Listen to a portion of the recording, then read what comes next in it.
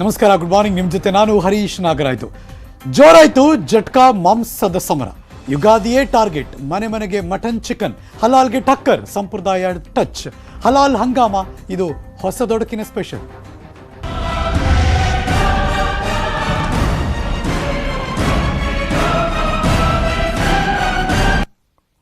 ಯುಗಾದಿ ಹಬ್ಬ ಹೊಸದೊಡಕು ಅಂದ್ರೆ ಅದು ನಾನ್ ವೆಜ್ ಸ್ಪೆಷಲ್ಲೇ.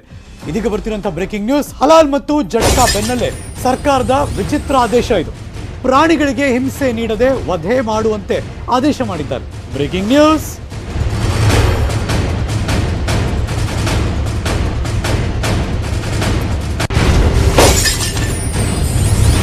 ಈ ರೀತಿಯಲ್ಲಿ ಪ್ರಾಣಿಗಳನ್ನ ಕೊಂದು ಮಾಂಸ ತಗೊಂಡ್ರೆ ಅದು ಹಲಾಲ್ ಅಥವಾ ಅದು ಜಟ್ಕಾ, ಈ ಥರದೆಲ್ಲ ಚರ್ಚೆಗಳ ನಡುವೆ ಸರ್ಕಾರದ ಒಂದು ಆದೇಶ. ಪ್ರಾಣಿಗಳಿಗೆ ಹಿಂಸೆ ಕೊಡದೆ ವಧೆ ಮಾಡಿ ಅಂತ ಆದೇಶ. ಪ್ರಶ್ನೆ ಎಬ್ಬಿಸಿದೆ ಪಶು ಸಂಗೋಪನಾ ಇಲಾಖೆಯ ಆದೇಶ. ಬೆಂಗಳೂರಲ್ಲಿ ಇನ್ನು ಮುಂದೆ ಪ್ರಾಣಿ ವಧೆಗೆ ಸ್ಟನ್ನಿಂಗ್ ಕಡ್ಡಾಯ. ಪ್ರಾಣಿ ವಧೆ ಮುಂಚೆ ಸ್ಟನ್ನಿಂಗ್ ಮಾಡಿಸಲೇಬೇಕು. ಮಾಂಸ ಅಂಗಡಿಗಳಿಗೆ ಪಶು ಸಂಗೋಪನಾ ಇಲಾಖೆ ಸುತ್ತೋಲೆ ಹೊರಡಿಸಿದೆ. ಪ್ರಾಣಿ ವಧೆ ಮಾಡುವ ಮೊದಲು ಪ್ರಜ್ಞೆ ತಪ್ಪಿಸುವ ವಿಧಾನ ಅದು. ಪ್ರಜ್ಞೆ ತಪ್ಪಿಸುವುದರಿಂದ ಸಾಯಿಸಬೇಕಾದ್ರೆ ನೋವು ತಿಳಿಯೋದಿಲ್ಲ. ಇದರಿಂದ ಪ್ರಾಣಿಗಳು ನರಳಾಟದಿಂದ ಸಾಯುವುದಿಲ್ಲ. ಮಾಂಸದ ಅಂಗಡಿಗಳಿಗೆ ಲೈಸೆನ್ಸ್ ನೀಡುವಾಗಲೂ ಕೂಡ ಸ್ಟನ್ನಿಂಗ್ ಕಡ್ಡಾಯ. ಸ್ಟನ್ನಿಂಗ್ ಇಲ್ಲದೆ ಹೋದರೆ ಪರವಾನಗಿ ನೀಡಬಾರ್ದು. ರೂಲ್ಸ್ ಬ್ರೇಕ್ ಮಾಡಿದ್ರೆ 5,000ರಿಂದ 50,000ವರೆಗೂ, 5 ರೂಪಾಯಿಯಿಂದ 50,000 ತನಕ ದಂಡ ವಿಧಿಸ್ತಾರಂತೆ. ಗನ್ ರೀತಿ ಮಷಿನ್ ಮೂಲಕ ಪ್ರಾಣಿಗಳ ಹಣೆ ಭಾಗಕ್ಕೆ ಶೂಟ್ ಮಾಡಲಾಗುತ್ತೆ. ಕೆಲವೊಮ್ಮೆ ಶಾಕ್ ಕೊಡೋ ವಿಧಾನವೂ ಕೂಡ ಇದೆ. ಆಗ ಪ್ರಾಣಿ ಪ್ರಜ್ಞೆ ತಪ್ಪುತ್ತೆ, ಅದಾದ್ಮೇಲೆ ಕಟ್ ಮಾಡ್ಬೋದು ಅಂತ.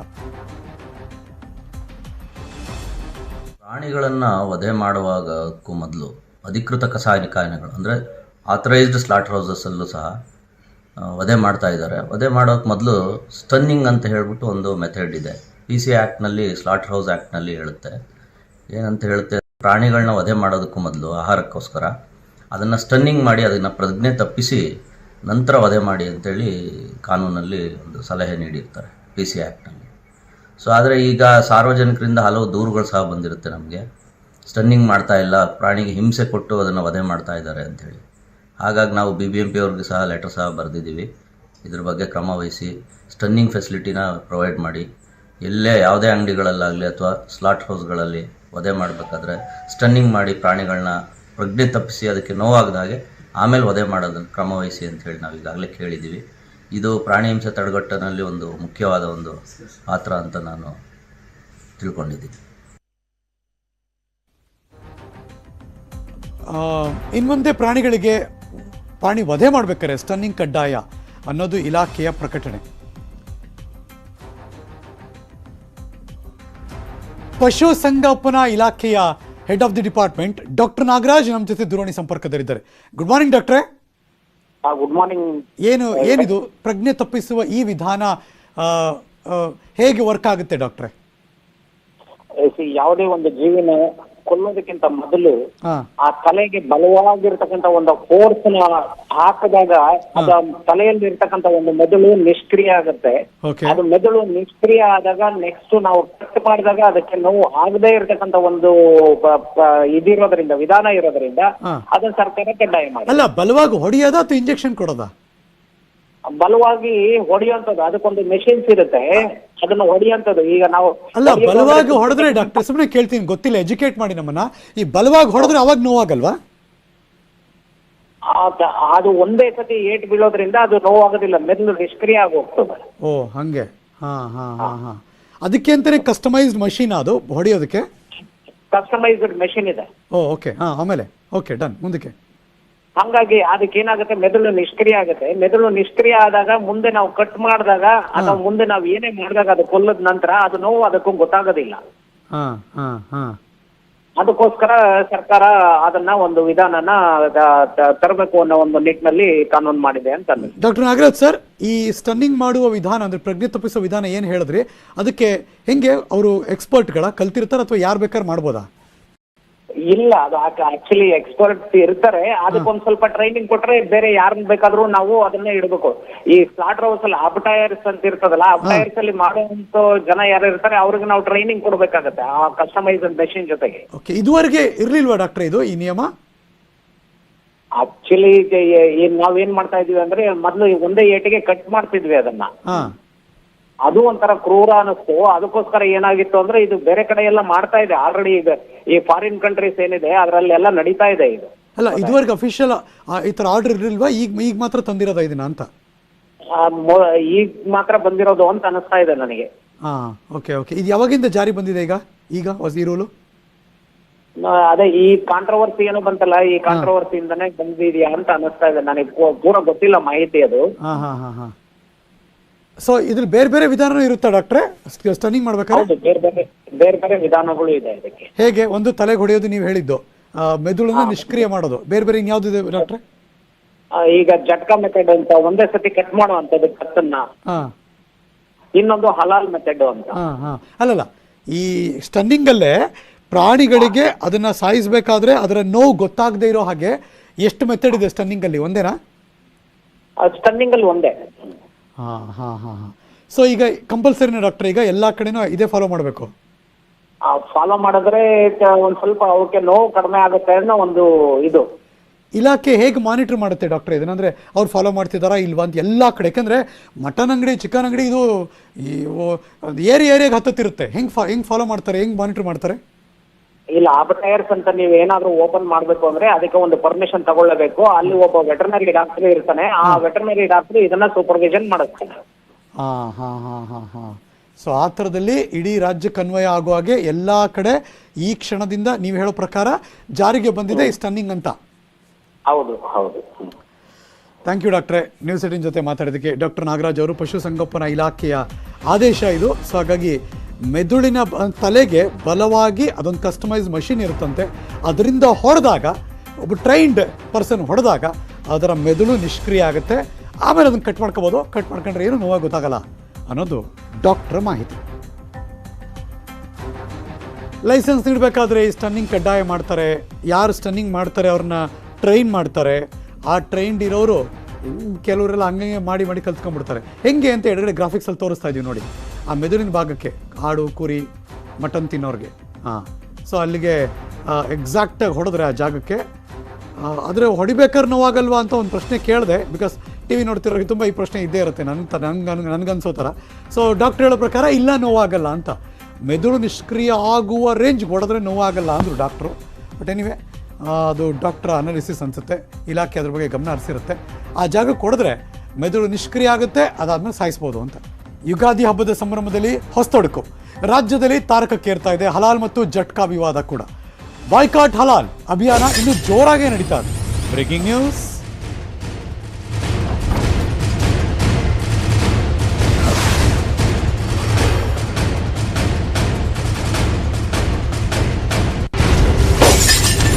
ಯುಗಾದಿ ಹಬ್ಬ ಮಾರನೇ ದಿನ, ಅದರಲ್ಲೂ ಭಾನುವಾರ ಅಂದ್ರೆ ನಾಳೆನೆ ಹೊಸದೊಡಕು ಬಂತು.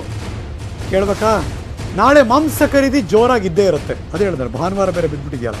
ಹಲಾಲ್ ಜಟ್ಕಾ ಅಂತ ಗಲಾಟೆಗಳು ಆಗುವ ಸಾಧ್ಯತೆ ಇರಬಹುದು. ಬೆಂಗಳೂರು ಸೇರಿ ರಾಜ್ಯಾದ್ಯಂತ ಅಲರ್ಟ್ ಆಗಿರೋಕ್ಕೆ ಸೂಚನೆ ಕೊಟ್ಟಿದ್ದಾರೆ. ಆ ಥರದ್ದು ಏನಾದ್ರು ಆಗೋದ್ರೆ ಅಂತ. ಹೊಸದೊಡಕು ದಿನ ನಾಳೆ ಮಾಂಸ ಖರೀದಿ ಜೋರಾಗಿರುತ್ತೆ. ಹಲಾಲ್ ಜಟ್ಕಾ ಅಂತ ಗಲಾಟೆ ಆಗಿದ್ರೆ ಎಚ್ಚರಿಕೆಯಿಂದ ಇರಬೇಕು ಅಂತ ಗುಪ್ತಚರ ಇಲಾಖೆ ಎಚ್ಚರಿಸಿದೆ. ಬೆಂಗಳೂರಿನ ಎಲ್ಲ DCPಗಳಿಗೂ ಕಮಿಷನರ್ ಸೂಚನೆ ಕೊಟ್ಟಿದ್ದಾರೆ. ಕಮಿಷನರ್ ಸೂಚನೆ ಬೆನ್ನಲ್ಲೇ ಮಾಂಸದ ಅಂಗಡಿಗಳ ಲಿಸ್ಟ್ ಹಿಡ್ಕೊಂಡೀಗ ಫುಲ್ಲು ಎಲ್ಲ ಕಡೆ ಅಲರ್ಟ್ ಮಾಡ್ತಿದ್ದಾರೆ. ಮಾಲೀಕರು ಯಾರು, ಮಾಂಸದ ಅಂಗಡಿ ಎಲ್ಲೆಲ್ಲಿದೆ ಅಂತೆಲ್ಲ ಸಂಗ್ರಹ ಮಾಡ್ತಿದ್ದಾರೆ ಪೊಲೀಸ್ನವರು.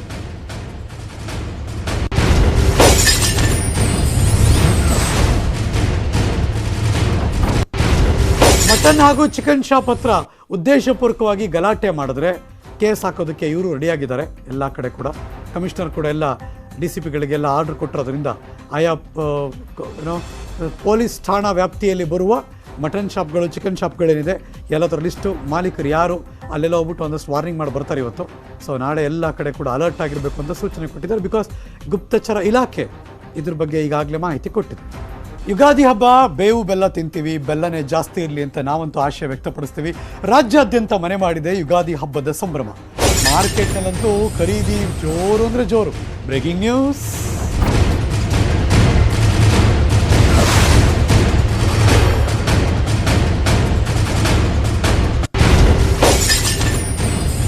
ಇದು ಹೊಸ ವರ್ಷಾರಂಭ.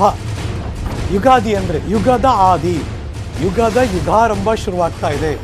ಜನರಿಂದ ಹಬ್ಬದ ಖರೀದಿ ಭರಾಟೆ ಜೋರಾಗಿ ನಡೀತಾ ಇದೆ. ಅಂದ ತಕ್ಷಣ ಬೆಂಗಳೂರಿನ KR ಮಾರ್ಕೆಟೇ ನೆನಪಾಗೋದು. ಅತಿ ದೊಡ್ಡ ಮಾರುಕಟ್ಟೆ, ಏಷ್ಯಾ ಲೆಕ್ಕದಲ್ಲಿ ನೋಡೋದಾದ್ರೆ ಜನಸಾಗರ. ಬೆಳಗಿನ ಜಾವ KR ಮಾರ್ಕೆಟ್ ಮಲಗದೇ ಇಲ್ಲ, ಆದರೂ ಬೆಳಗಿನ ಜಾವ 2 ಗಂಟೆಯಿಂದ ಭರ್ಜರಿ ವ್ಯಾಪಾರ ಅಂತ ಶುರುವಾಗಿತ್ತು. ಹೂವು, ಹಣ್ಣು, ಮಾವಿನೆಲೆ, ತೋರಣ ಕಟ್ಟಬೇಕಲ್ಲ, ಬೇವಿನ ಸೊಪ್ಪು ಇರಲೇಬೇಕಲ್ಲ. ಸೊ ಖರೀದಿಯಲ್ಲಂತೂ ತೊಡಗಿದ್ದಾರೆ ಜನ. ಅದರ ದೃಶ್ಯ ನೋಡ್ತಾ ಇದ್ದೀರಿ. ಹೂವು, ಹಣ್ಣು ಖರೀದಿಯ ಭರಾಟೆ, ಮಾವಿನ ಸೊಪ್ಪು, ತೋರಣ ಇದೆಲ್ಲವೂ ಕೂಡ ನಡೀತಾ ಇದೆ. ದೇವಸ್ಥಾನಗಳಲ್ಲಿ ವಿಶೇಷ ಪೂಜೆ ಅಂತೂ ಇದ್ದೇ ಇರುತ್ತೆ.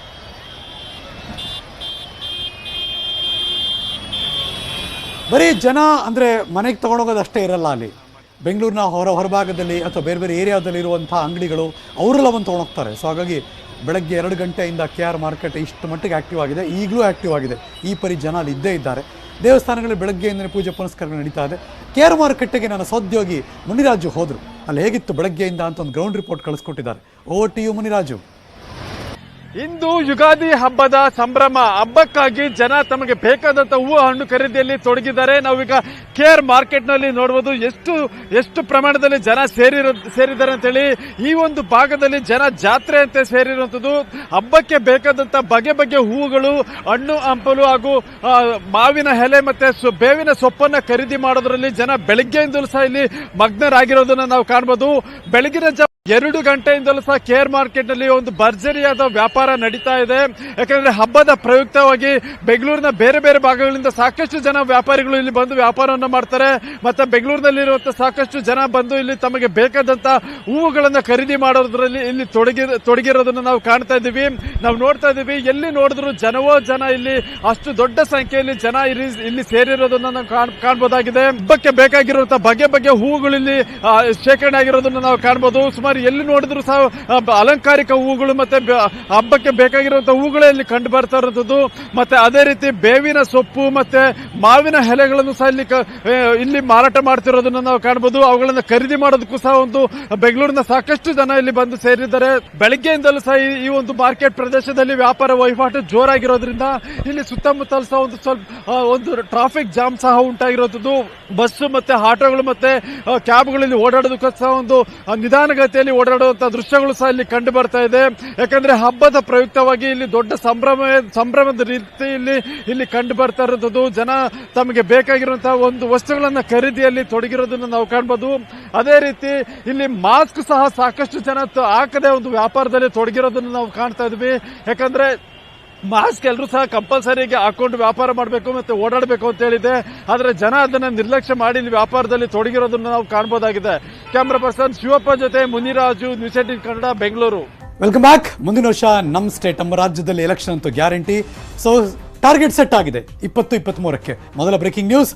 ಕಾಂಗ್ರೆಸ್ ಇಂದ ಮುಸ್ಲಿಂ ಮತಗಳ ಕ್ರೋಢೀಕರಣದ ಹಿನ್ನೆಲೆಯಲ್ಲಿ ಕಾಂಗ್ರೆಸ್ನ ತಂತ್ರಕ್ಕೆ ಬಿಜೆಪಿಯಿಂದ ಪರ್ಯಾಯ ತಂತ್ರ. Breaking news.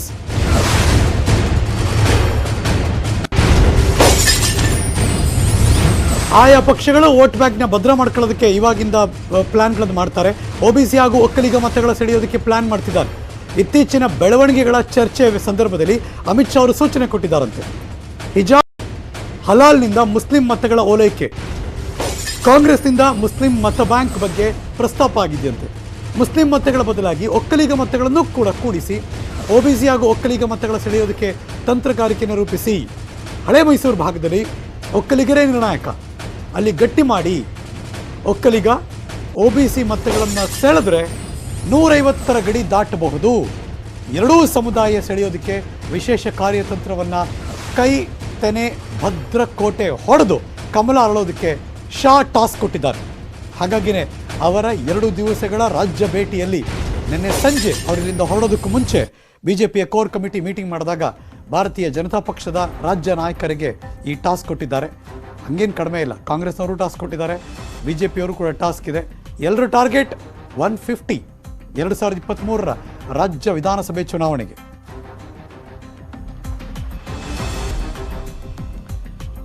ಒಂದಷ್ಟು ಬೆಳವಣಿಗೆಗಳನ್ನು ಮುಂದಿನ ದಿನದಲ್ಲಿ ನಿರೀಕ್ಷೆ ಮಾಡಬಹುದು. ಅದಕ್ಕೋಸ್ಕರ ಒಕ್ಕಲಿಗರ ಮತಗಳನ್ನು OBC ಮತಗಳನ್ನು ತಮ್ಮ ತೆಕ್ಕೆಗೆ ತೆಗೆದುಕೊಳ್ಳೋದಕ್ಕೆ ಇತ್ತೀಚಿನ ಹಿಜಾಬ್ ವಿವಾದದ ಹಿಂದೆ ಹಿಡಿದು ರಾಜ್ಯದಲ್ಲಿ ಆಗುತ್ತಿರುವ ಬೆಳವಣಿಗೆಗಳನ್ನು ಸೂಕ್ಷ್ಮವಾಗಿ ಹೈಕಮಾಂಡ್, ಎರಡೂ ಪಕ್ಷದ ಹೈಕಮಾಂಡ್ನವರು ಅಬ್ಸರ್ವ್ ಮಾಡ್ತಾನೆ ಇದ್ದಾರೆ.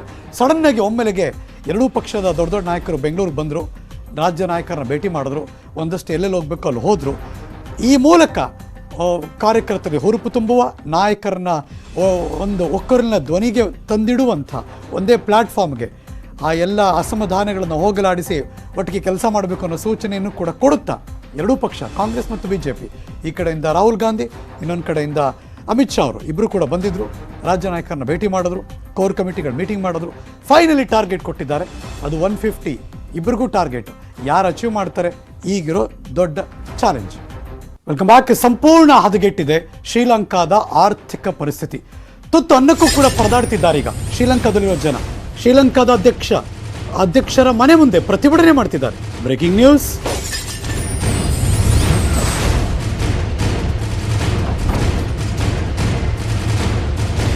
ಗಾಯದ ಮೇಲೆ ಬರೆ ಎಳಿತು ಶ್ರೀಲಂಕಾ ಸರ್ಕಾರ. ಲಂಕಾದಲ್ಲಿ ತುರ್ತು ಪರಿಸ್ಥಿತಿಯನ್ನು ಘೋಷಣೆ ಮಾಡಿದ್ರು ಸರ್ಕಾರ. ತುರ್ತು ಪರಿಸ್ಥಿತಿ ಅಧ್ಯಕ್ಷ ರಾಜಪಕ್ಷೆ ಅದನ್ನು ಘೋಷಣೆ ಮಾಡಿದ್ರು. ಲಂಕಾದ ಹಣದುಬ್ಬರದ ದರ 25% ಏರಿಕೆಯಾಗಿದೆ. ಶ್ರೀಲಂಕಾದಲ್ಲಿ ಪ್ರತಿದಿನ 10 ಗಂಟೆ ವಿದ್ಯುತ್ ಕಟ್ ಆಗ್ತಾ ಇದೆ. ದುಡ್ಡು ಕೊಡ್ತೀನಿ ಅಂದರೂ ಕೂಡ ಸಿಗ್ತಿಲ್ಲ ಪೆಟ್ರೋಲು ಡೀಸೆಲ್ಗಳು. ಆ ಥರದ ಪರಿಸ್ಥಿತಿಯಲ್ಲಿ ಲಂಕೆಯಲ್ಲಿ 1 ಲೀಟ್ರ್ ಪೆಟ್ರೋಲ್ 285 ರೂಪಾಯಿ. ಈಗ ಶ್ರೀಲಂಕಾದಲ್ಲಿ ಡೀಸೆಲ್ ಬೆಲೆ 76% ಏರಿಕೆಯಾಗಿದೆ. ಜನ ದೇಶ ಬಿಟ್ಟು ಹೋಗ್ತಿದ್ದಾರೆ. ತುಂಬ ಜನ ಶ್ರೀಲಂಕಾದ ಜನ. ಶ್ರೀಲಂಕಾದ ಆಸ್ಪತ್ರೆಗಳಲ್ಲಿ ಔಷಧಿಗಳಿಗೂ ಕೂಡ ಕೊರತೆ ಆಗ್ತಾ ಇದೆ. ಆಪರೇಷನ್ ಮಾಡೋಕ್ಕಾಗ್ತಿಲ್ಲ, ಬಿಕಾಸ್ ಕರೆಂಟ್ ಇಲ್ಲ, ಬ್ಯಾಕಪ್ಸ್ ಇಲ್ಲ. ಶಸ್ತ್ರಚಿಕಿತ್ಸೆಯನ್ನು ಕೂಡ ಸ್ಥಗಿತಗೊಳಿಸಿದ್ದಾರೆ ಆಸ್ಪತ್ರೆಗಳು. ಲಂಕೆಗೆ ಔಷಧಿಗಳನ್ನು ನೀಡೋದಕ್ಕೆ ಮುಂದಾಯಿತು ಭಾರತ ಈಗ. ಆದರೆ ಭಾರತದ ಕಂಟೈನರ್ಸ್ಗಳು ಕೂಡ ತುಂಬ ಕಂಟೈನರ್ಸ್ಗಳು ಅದು ಸಿಗಾಕೊಂಡಿದೆ. ಬಿಕಾಸ್ ಅಲ್ಲಿ ಯಾರು ಕ್ಲಿಯರ್ ಮಾಡ್ತಾರೆ, ಅವರು ಇಂಡಿಯನ್ ಕರೆನ್ಸಿ ಬೇಡ, ಡಾಲರ್ಸ್ ಕೊಡಿ ಅಂತ ಅವ್ರು ಕೇಳ್ತಿದ್ದಾರೆ. ಒಂದಷ್ಟು ದೊಡ್ಡ ಮಟ್ಟದಲ್ಲಿ ಆರ್ಥಿಕ ಹೊಡೆತ ಇದೆ ಶ್ರೀಲಂಕಾಗೆ. ಹಾಗಾಗಿಯೇ ಆರ್ಥಿಕ ಪರಿಸ್ಥಿತಿಯ ಹೊಡೆತದಲ್ಲಿ ಸರ್ಕಾರ ಕೂಡ ಈಗ ಡಿಕ್ಲೇರ್ ಮಾಡಿದ್ದಾರೆ.